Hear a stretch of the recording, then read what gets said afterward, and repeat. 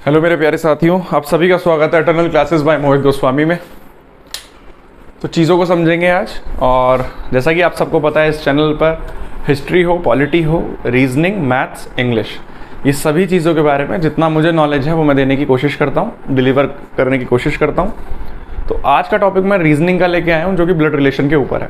तो blood relation को अच्छे से समझेंगे, कुछ बेसिक कंसेप्ट्स को जानेंगे जो कि 2-3 ही हैं। उसके बाद हम क्वेश्चंस पे अप्रोच दिखाएंगे, कैसे हम अप्रोच कर रहे होंगे क्वेश्चंस को। क्लियर है? शुरू करते हैं। पहले टॉपिक का नाम लिख लेते हैं, उसके बाद बात करेंगे उन कंसेप्ट्स की। ब्लड रिलेशन, हिंदी में खून का रिश्ता भी कहते हैं इसे। अच्छा, जब कभी भी आपके फादर के रिलेशंस की बात होगी, मतलब आपके पिताजी के संबंध में जितने लोग होंगे वो आप सबके क्या लगेंगे, वो चीज़ पढ़ेंगे। फिर जो आपकी मदर के रिलेशन में होंगे वो आप सबके क्या लगेंगे, फिर वो चीज़ देखेंगे। तो आपने एक वर्ड सुना होगा, पैटर्नल साइड,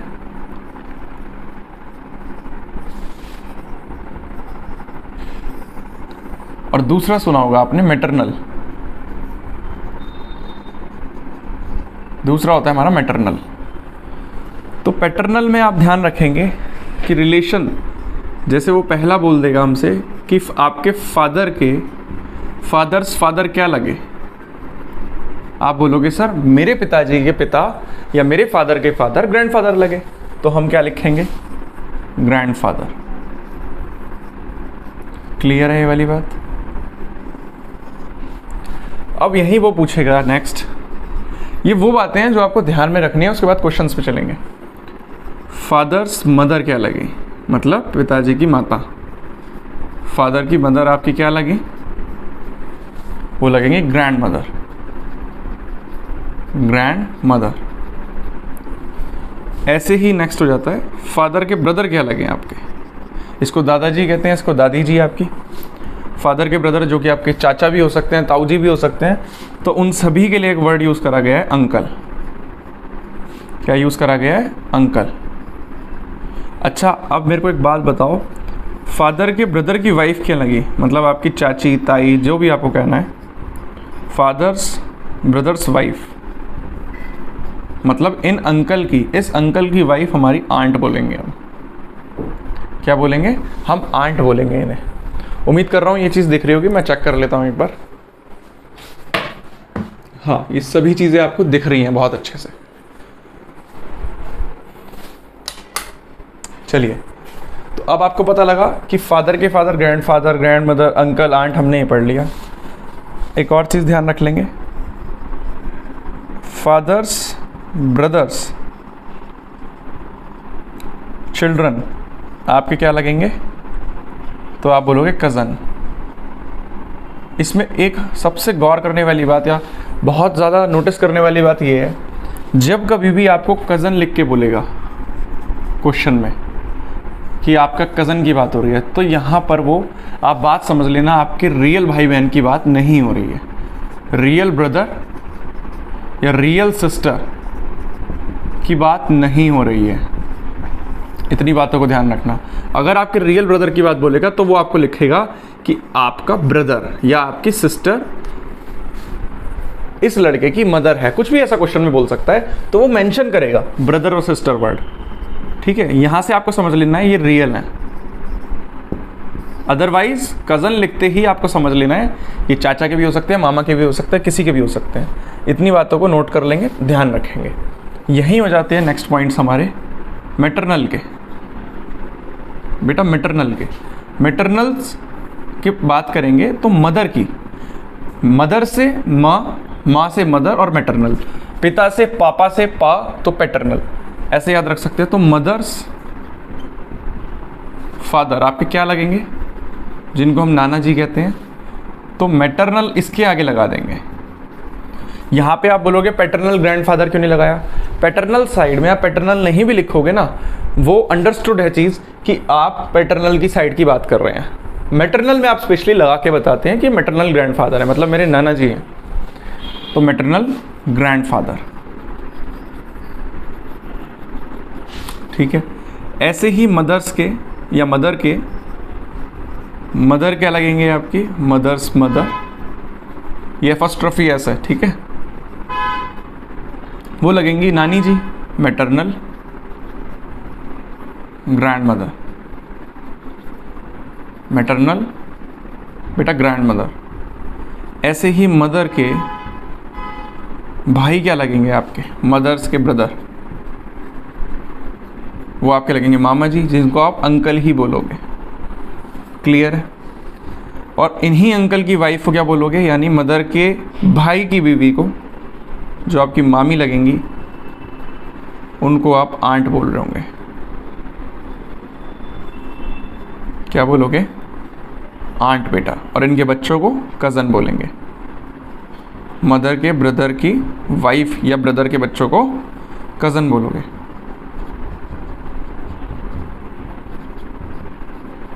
उम्मीद कर रहा हूँ ये सारी बातें आपको क्लियर हुई होंगी, कोई भी दिक्कत नहीं आएगी, ऐसी मैं उम्मीद कर पा रहा हूँ। ये सारी चीज़ों को आप नोट कर लेंगे। इसके बाद इसमें कुछ नहीं बचता है, 2 पॉइंट्स और उस पर हम बात करेंगे, उसके बाद क्वेश्चंस पे चलेंगे। चलिए इसको इरेज कर लेता हूँ मैं।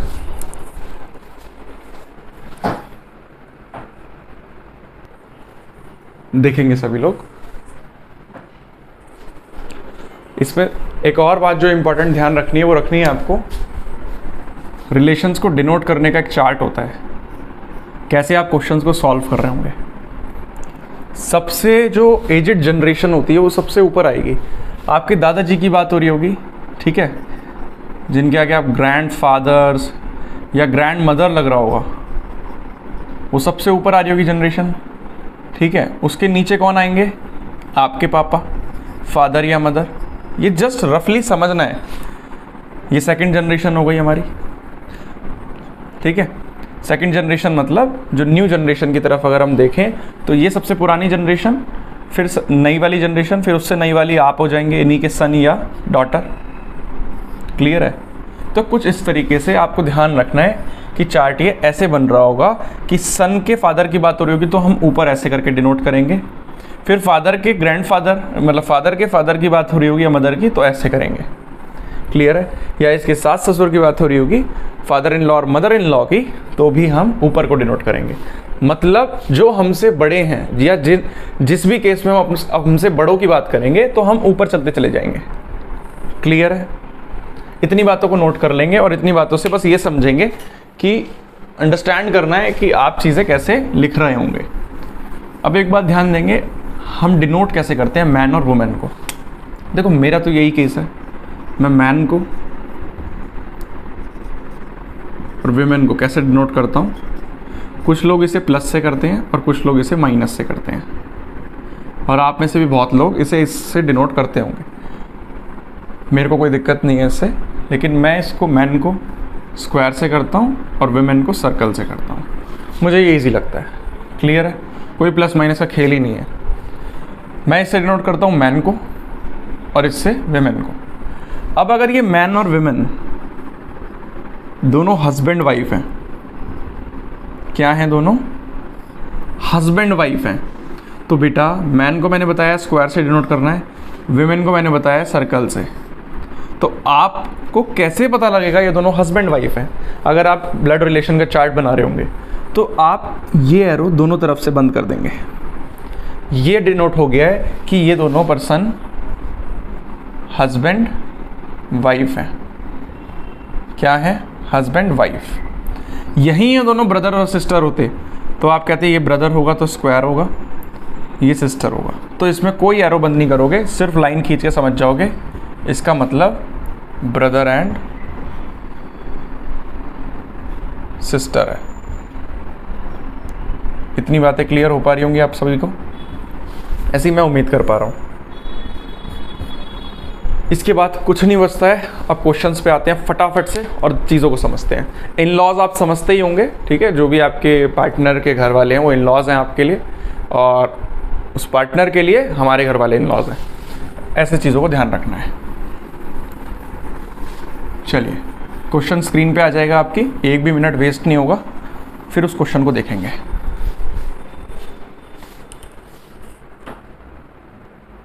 हाँ, तो आपकी स्क्रीन पे क्वेश्चन आ चुका है। बड़ा बेसिक क्वेश्चन है, इसको समझेंगे, ठीक है, उसके बाद चीज़ों को सॉल्व कर रहे होंगे। If A is the brother of B, B is the sister of C and C is the father of D, how D is related to A बोला है, यही बोला है। अगर ए भाई है बी का, मैंने बताया था भाई और बहन के रिश्ते में आप नॉर्मल लाइन खींचेंगे, ए भाई है, ब्रदर डिनोट कर दिया, तो इसका मतलब ए क्या है, मैन है, तो इसको सर्कल में रख लिया, मतलब स्क्वायर में रख लिया। किसका भाई है, बी का, बी का भी जेंडर नहीं पता है। इसमें एक और चीज़ ध्यान ये रखनी है, नाम से, अगर नाम लड़की का दिया है तो आप जेंडर डिसाइड नहीं करोगे जब तक जेंडर नहीं दिया है, उस केस में आप कैन नॉट डिटरमाइन कर देना। अगर रश्मि बोला है और उसका जेंडर नहीं बताया है तो आप जेंडर डिसाइड नहीं कर सकते हैं कि वह विमेन है या मैन है, जब तक बोला ना जाए कुछ भी। इतनी बातों को ध्यान रखेंगे। B is the sister of C, अब B सिस्टर है तो ये सर्कल में आएगा, B किसकी सिस्टर है, C की, ऐसे ही बनाएंगे। अब आगे क्या बोल रहा है, C is the father of D, C जो है वो फादर है किसका, D का। मैंने बताया है अगर फादर हुआ कोई किसी का या कोई किसी का सन होगा तो बेटा फादर ऊपर आएगा, सन नीचे आ रहा होगा।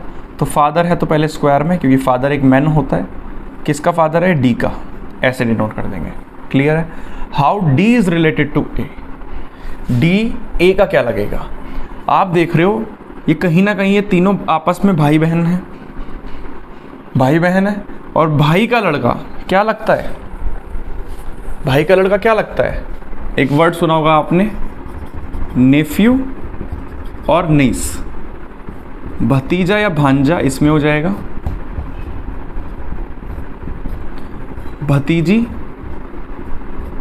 या भांजी इसमें आ जाएगी। क्लियर है आपको ये वाली बातें।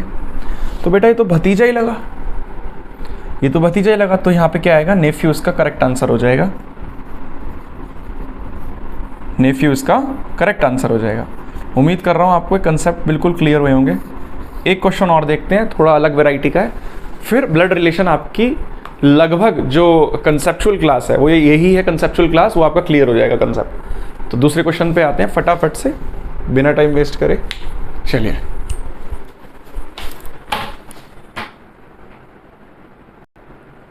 बेटा एक सेकेंड, जो हमने इससे पहले क्वेश्चन किया है मैं इसके लिए थोड़ा माफ़ी चाहूँगा, क्योंकि मेरे दिमाग में एक चीज़ चल रही थी कि वो भतीजा होगा, लेकिन आपने ये देखा था कि डी का यहाँ पे जेंडर डिफाइन नहीं था, डी का जेंडर डिफाइन नहीं था।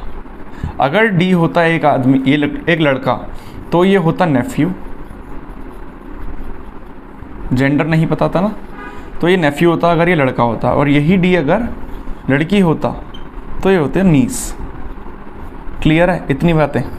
अब डी का जेंडर डिफाइंड नहीं है तो इसका आंसर हो जाएगा कैन नॉट बी डिटरमाइंड, जैसा कि मैंने बताया था अभी रश्मि का एग्जांपल लेके बताया था। इतनी चीज़ों को नोट कर लेंगे साथ साथ।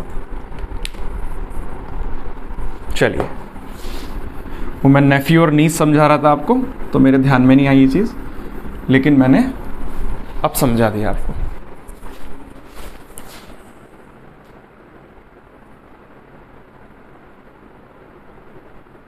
चलिए, आपकी स्क्रीन पे क्वेश्चन आ चुका है, उसको समझते हैं क्या कह रहा है इसमें। देखो ऐसे सवाल जब भी आए ना फोटोग्राफ वाले, कि फोटोग्राफ को देख के कोई पॉइंट कर रहा है कि ये मेरा, वो अपने से रिलेशन बता रहा होगा पक्का पॉइंट करके कि ये पता है क्या लगता है मेरा, ये मेरे भाई की बीवी का, लड़के का छोटा भाई लगता है, तो यहाँ पे मेरा कनेक्शन पक्का दिखाएगा वो, मतलब अपना जो भी पॉइंटिंग कर रहा है फोटोग्राफ को। तो बोलता है pointing to a photograph, a boy Suresh कहता है he is the son of the only son of my mother. आ गया ना माई। How is Suresh related to that boy, Suresh क्या लगता है उस लड़के का। तो आप क्या होगे, सर स्टार्ट कैसे करें। मैं तो कहूँगा जहाँ भी माई लिखा है, जहाँ भी माई लिखा है माई से स्टार्ट करो। माई मदर बोला है, मदर को कैसे लेके जाओगे, मदर होती है विमेन, सर्कल में आएंगी। तो मेरी मदर क्या लगे, पीछे से स्टार्ट करेंगे ना माई से, तो द ओनली सन को पकड़ेंगे पहले, the only son of my mother. Only son कौन होगा मदर का, एक ही लड़का होगा, ठीक है, ये लड़का होगा, वो स्क्वायर से डिनोट कर रहे हैं। उससे पहले क्या बोला था, ही is the son of the only son of my mother, mother के ओनली सन का लड़का है। अब हिंदी बन गई प्रॉपर, तो पीछे से इसलिए स्टार्ट करते हैं और माई से देखेंगे, माई से ईजी पड़ जाएगा आपके लिए, ठीक है, कॉम्प्लिकेटेड नहीं होगा। तो ये इसी लड़के की बात हो रही होगी, ये सन है तो स्क्वायर में आएगा, कुल मिला के ये मेरी ही बात हो रही है, मतलब ये मेरा लड़का है, वो कहना चाह रहा है, ऐसा वो कह रहा है, ठीक है। फोटोग्राफ में देख के सुरेश कह रहा है, तो बोलता है सुरेश का उस लड़के से क्या संबंध हुआ। तो सुरेश ये रहा, सुरेश अपने बारे में बता रहा था, ये उसकी मदर है सुरेश की, ये उसका सन हो गया सुरेश का।